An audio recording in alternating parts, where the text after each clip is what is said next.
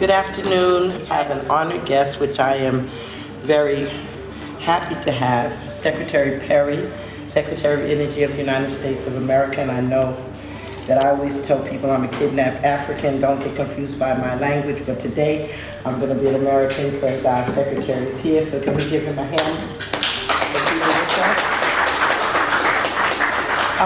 Petrolin is one of the top independent oil companies. We started in 1992, started by our chairman, Mr. Samuel Dosu Arwet, and he began by impressing and working with small indigenous African oil companies. And that's how Petrolin began, 1992. We are now, 25 years old, and we are one of the largest independent oil companies. We're involved with several major oil companies like Tullow, who is the largest independent. Our CEO is here. Sitplat, Indy Weston. We are the largest gas producer in the country of Nigeria. We also own this wonderful institute called the African Institute of Petroleum, which was started in 1996 by wonderful men, Mr. Gerber and our former director of this organization, and Mr. Dosu. And we decided we would be the custodian of AIP so that we could keep having conversations that were important, like the one we had today, the moral reality of fossil fuels. We have that author with us. He's going to give us a small address. We're going to start serving lunch. A number of people are coming, several ministers, but we'll just start because Secretary Perry, his detail has said by 10 minutes to 2 he has to go, so I want him to at least have a bite to eat. We welcome his wife, Mrs. Perry. Thank you so much for coming to Africa and for coming to our wonderful event, the Africa Oil Week, and to our luncheon. So again, I'm Dr. Tony Luck. I'm the Senior Advisor to the Chairman of Petrolin Group, and we thank you so much. I'd like you to welcome, Alex, would you like to speak to us? Alex Epstein wrote a book that supports the development and further use of fossil fuels. Of course, we're in a world now where between climate issues, which we can't deny, the use of fossil fuels, the use of renewables, how do they all come together? The reason I really wanted Alex to come and the reason I appreciate him is he is not an oil man. He's a philosopher. And from that jumping point, he looked at the conversation and decided that it needed a more neutral voice to talk about fossil fuels. Most of us in this room, most of us in this building are in the fossil fuel business. We are getting oil out of the ground, we're getting oil out of the ocean, we're getting coal, we're getting gas, and so it is really our business. So having someone who's not in our business to talk about our business was very refreshing. So will you help me welcome Mr. Alex Epstein. Scale of -5 to 5. How good is the African oil industry at winning the hearts and minds of stakeholders?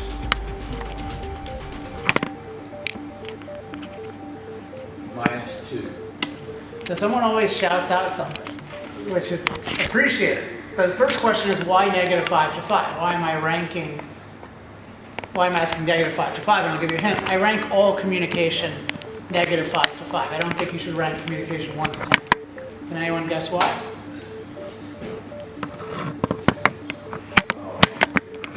Would you say it's not all positive? Elaborate.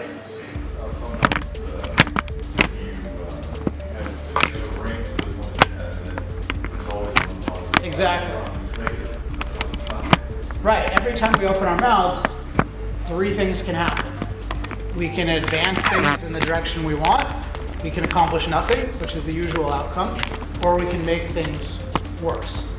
So this is a question I asked in the U.S. to coal, oil, gas companies, and I know the U.S. really well. And part of the reason I ask it is because I have a skill and a reputation of being quite good at turning non-supporters of fossil fuels into supporters, but I never asked it of the African industry, so I have no idea what the answer is going to be. So what I'm going to do is I'm just going to count down from 5.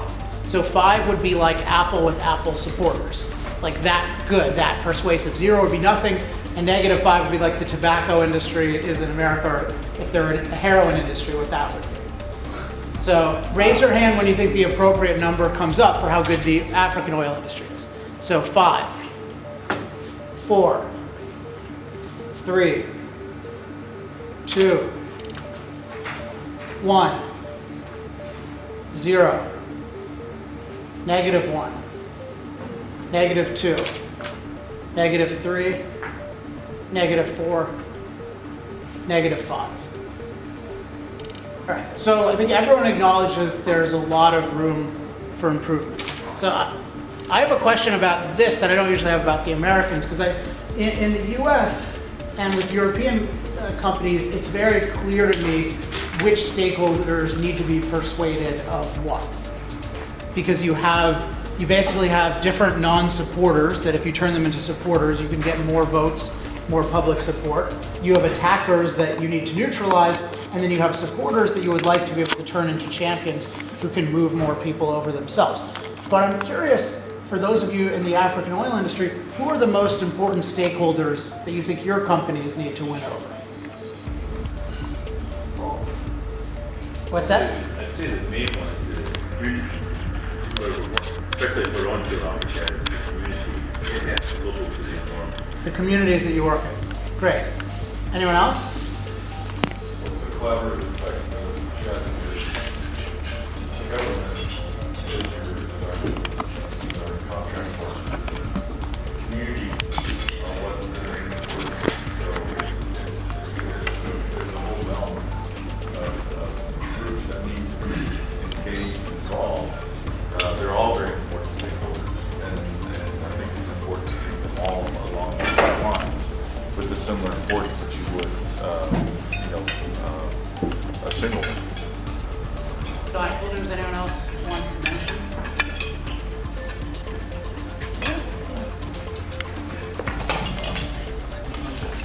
All right, I think farmers, agricultural people, because, the oil industry, the fossil fuel industry uses a lot of water, and it retriculates back, and it affects farmers, it affects agriculture, it affects that whole group of people. And in Africa, 80% of the income space is farming. Here was an interesting one from yesterday. It's women.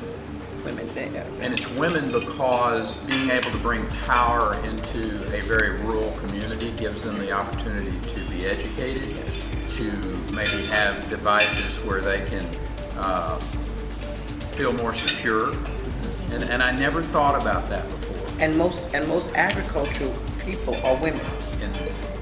Most of the agriculture in Africa is done by women, so that helps them as well.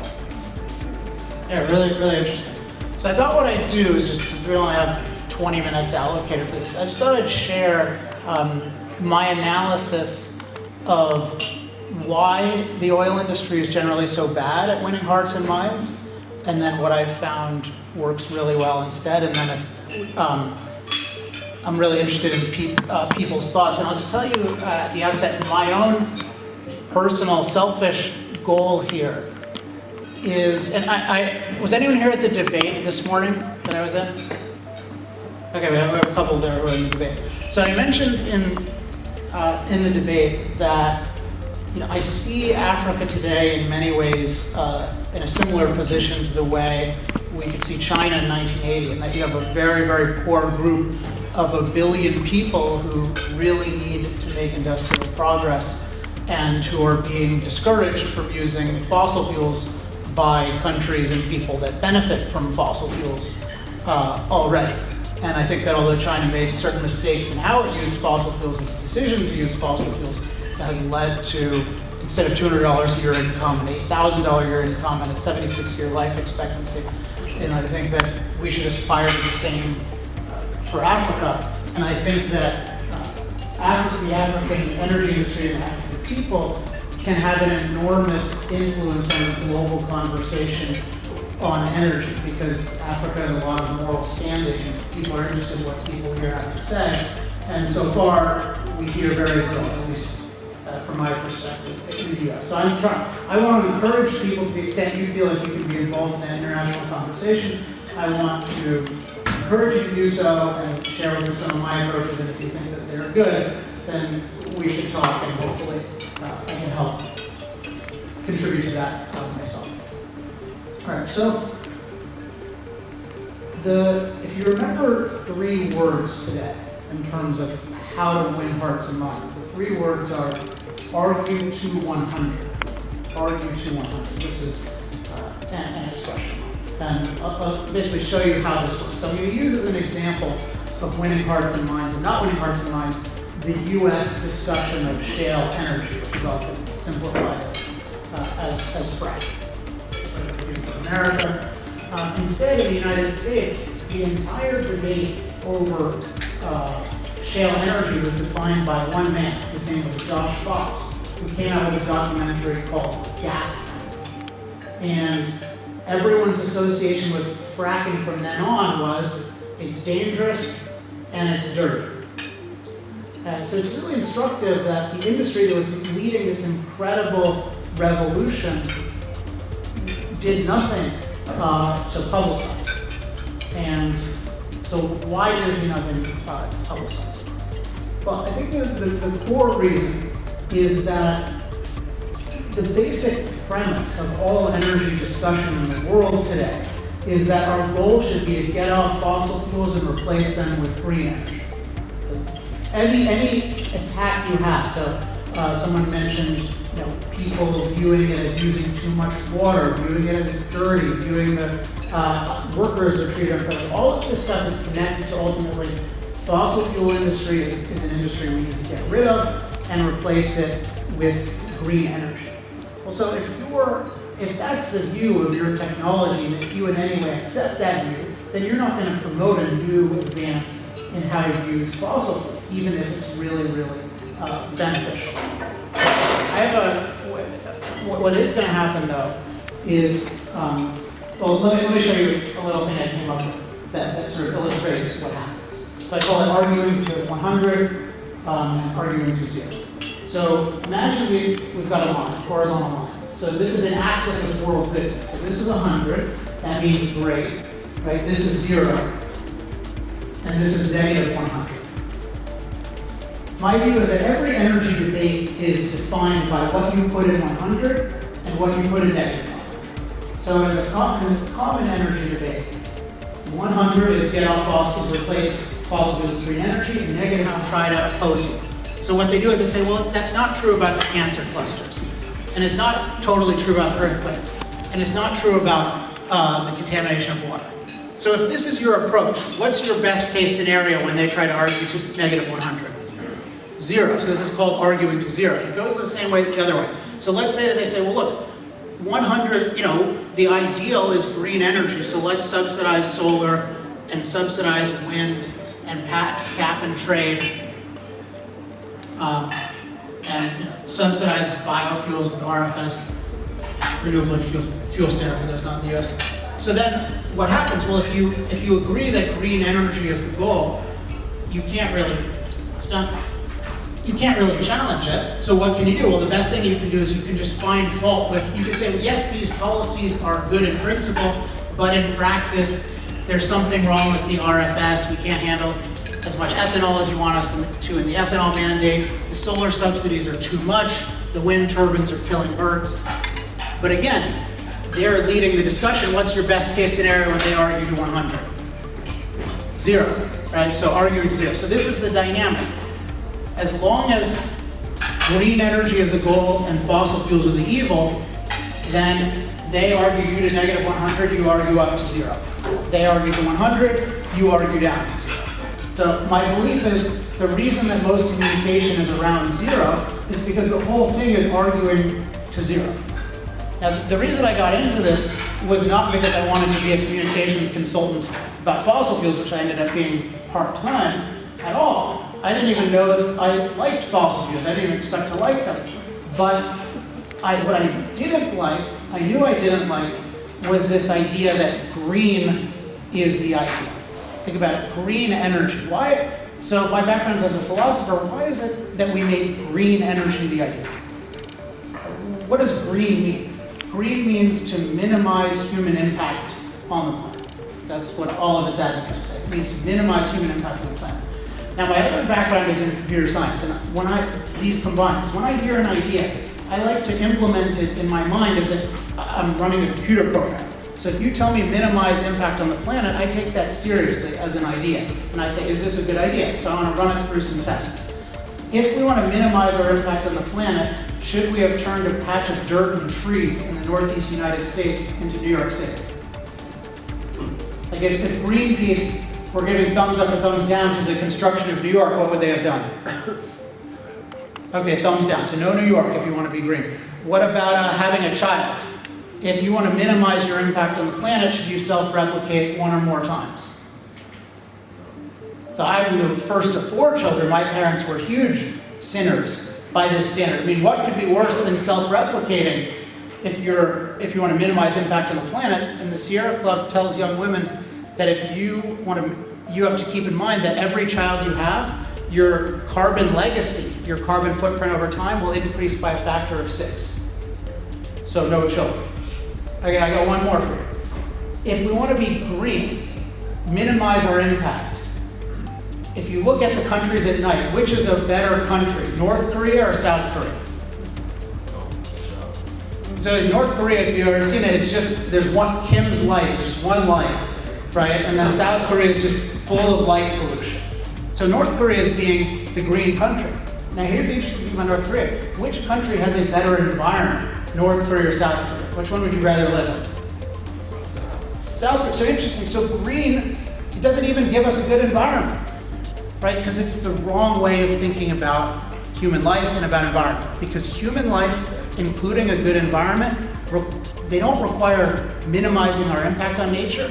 They require massive transformation of nature. That massive transformation of nature, we don't get clean water, we don't have a good standard of living. So we need to embrace our identity as transformers of nature, as creators, as producers. So we need to throw out this whole idea of green as the ideal. And what it needs to be replaced with is, in my view, human flourishing. That should be the goal. We want, with everything in life, the thing that most promotes human flourishing. So with energy, I don't want the greenest energy. Notice the energies that qualify as green, which really means anything the green movement supports at the moment. What are they? The ones that don't qualify are fossil fuels, nuclear, and hydrogen. What do those have in common? They're the only practical sources of energy in human history. So we have a green movement because it opposes impact on nature. It doesn't like energy because energy is our ability to impact nature. So they just always pretend to support the forms of energy that don't really work.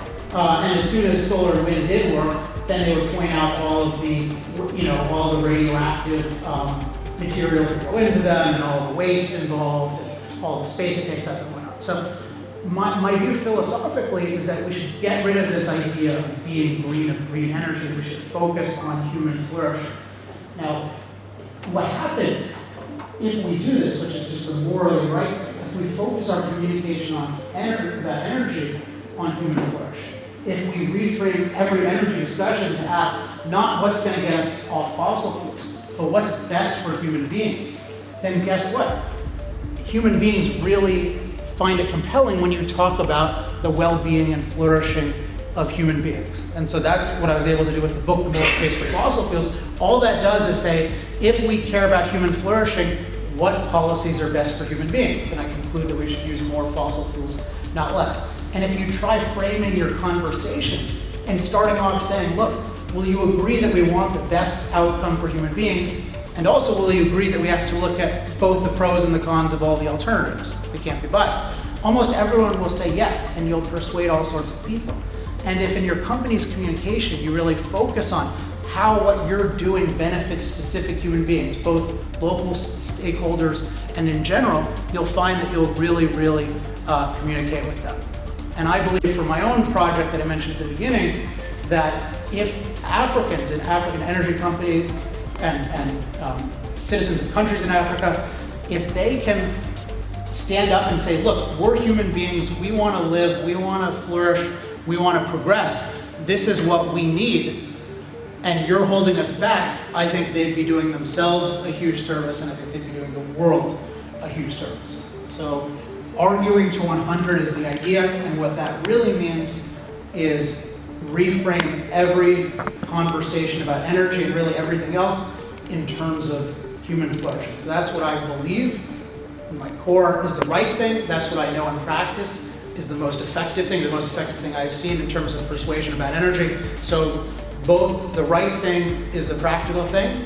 So I hope you use it. If you want to learn more about it, there are cards at the table which you just put in your email. I'll send you some more on the case for fossil fuels and how to communicate it. And as I mentioned at the beginning, if anyone is interested, particularly in communicating, helping African nations, African companies communicate to the world about the case for fossil fuels as a tool for human flourishing in Africa, I definitely want to talk to you because I think together we could really have a huge amount of influence.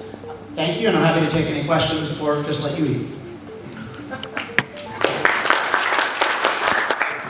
Jeff Hill, The Washington Times. I don't want to upstage Secretary Perry with this address, but we were talking about moral issues. Africa uses a lot of oil, uses a lot of coal, it's increasingly using gas. Is there a moral debate for America that's developing clean technology now to share that technology with Africa if Africa's going to use coal and gas and oil anyway?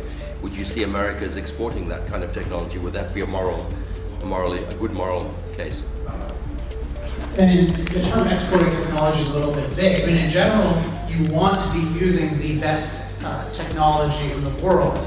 And the poorer you are, the less you can afford to engage in reckless experiments or luxury expenditures like many people in the US and certainly in Europe do. I disagree deeply with the premise that Africa uses a lot of oil and coal and gas. It uses almost none of it. Africa is almost a carbon neutral continent, which I consider to be a massive sin because it means you're not using much modern energy. So proportionally, sure, it's using a bunch, but there's so much growth. And that's why I like so much growth to do. That's why I like the example of China, because that's a country where you had unfathomable growth, where no one would tell them that what they did was possible, and yet they did. And I think that should be a model, and you can't follow the best part of that model without using the absolute best energy for your people.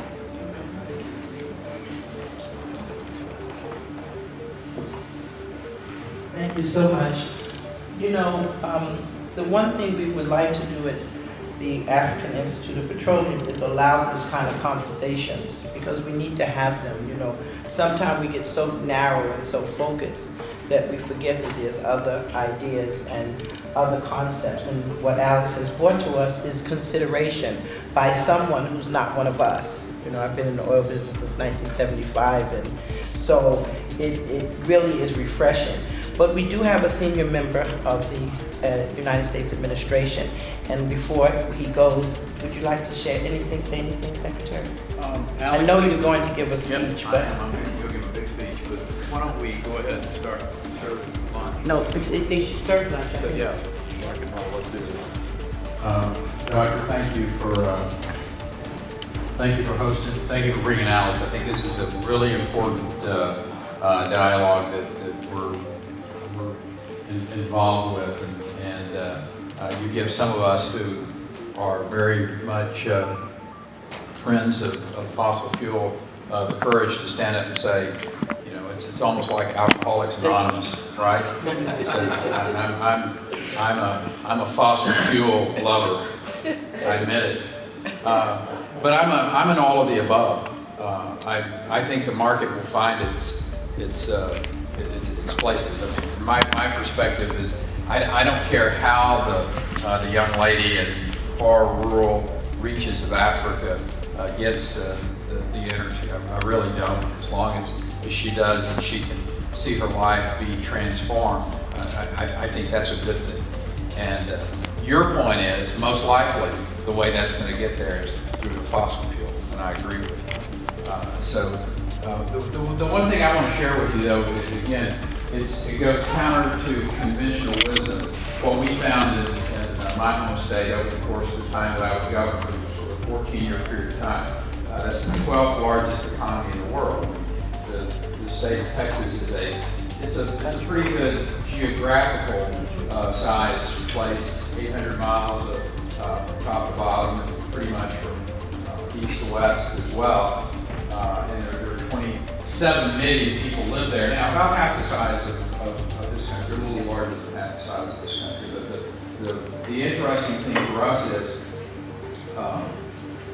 we came in and looked at how do we really economically impact this. And I'm not trying to make a connection here, but I think there's some lessons learned that occurred in the state of Texas that are applicable to a place like South Africa. And we made the decision that we wanted to come in and look at the four places that you really affect people's lives, their decision-making process about economic development. One's on the tax side. Try to leave more of their money with them that you can, realizing that's always a debate back and forth. That's fine. The second one is in the regulatory climate. And this is the one that I leave. It's the most important to South Africa. As a matter of fact, it's the most important to the continent of Africa. Is on the regulatory side, government getting in the way. Government being more part of the problem than they are a partner, if you will. Being transparent. And that's the biggest issue I think that you have in this part of the world is the regulation. It's the biggest part of the problem that we have in America. I always tell people, I said, California, your home state, and New York are not necessarily very friendly to fossil fuels. So having regulations in place that are fair, predictable, and transparent. Third thing that we found was with the legal side of things. I don't know the legal system here in South Africa, so I'm not going to respond to it. But in our state, the smaller amount of time you spend in the courthouse and frivolous lawsuits, the better. So we passed massive tort reform. And the fourth thing is dealing with public schools. Public schools basically translates into skilled workforce. We've got skilled workforce. Those are four things: taxes, regulation, legal system, skilled workforce. We put those into place. The place grew in a massive way. Texas led the nation in the creation of jobs and wealth. People wanted to move to the state of Texas. Jerry Brown, every time Jerry Brown saw me come to California, he knew I was trying to get a company to relocate to the state of Texas. That competition is a good thing. And we were very successful with it. Headquarters in North America, Toyota in Plano, Texas now, rather than in Rosedale. Anyway, a place that used to be in California. So the reason I share these things with you, we added 7 million people to the population rolls of Texas while I was the governor. 7 million people. You know what that is, Al? What 7 million people in the state of Texas, what that translates to? A lot of pickup trucks. A lot of people having the wealth to go buy a new Toyota pickup truck, because they're manufactured now in the state of Texas, all of them. And your conventional wisdom tells you, well, that's great, you did a good job of creating this climate where people felt that they could risk their capital, have a chance to have a return on investment, create a lot of jobs, a lot of wealth. But because of that non-point source pollution that you helped promote, because of where the latitude is of all that petrochemical manufacturing, ozone production, you probably play hell with your environment. That's what conventional wisdom would tell you. That's not correct. What happened was, during that period of time, you had all of that wealth that was created. You had all those jobs that were created. You had better, people's quality of life was substantially improved. We went from 30th in high school graduation rates to second highest high school graduation rates. If you were African American or Hispanic, you were number one. Kids were going, we made a real effect on people's lives in a positive way, I would suggest, and we lowered the impact on the climate. Nitrogen oxide levels down by better than 60%, sulfur dioxide levels down by 50%, particulate matter almost cut in half. Carbon footprint, that evil CO2 down by 20%. At the same time, we added 7 million people to the population. The point with this little cock and bull story is to tell you that you can have economic growth and have an effect on your environment in a positive way. And generally speaking, it was done because of technology. And we've got to create the wealth before you can have the technological advances. And I think that's my story here, is that you can see this country improve, but it's going to be by the development of energy resources, and it's generally going to be, not generally, it's going to be in the fossil fuel side of things where you really see this country change. And we ought to be supporting that, we ought to be helping that, we ought to be partners in that, and that's my message to this continent, particularly to the country of South Africa, as we come as your friend to be helpful, to be partners, and that hopefully when we leave here today, there will be more South Africans that know that America is truly their friend, is truly a partner, and wants to work with them as we develop this country and allow it to become a substantially better place for their citizens to live. Thank you. Thank you so much, Mr. Secretary. And that's the point of all the development. That's why we get together for Africa Oil Week, so that we can share concepts and ideas. Just before he leaves, though, I would be remiss.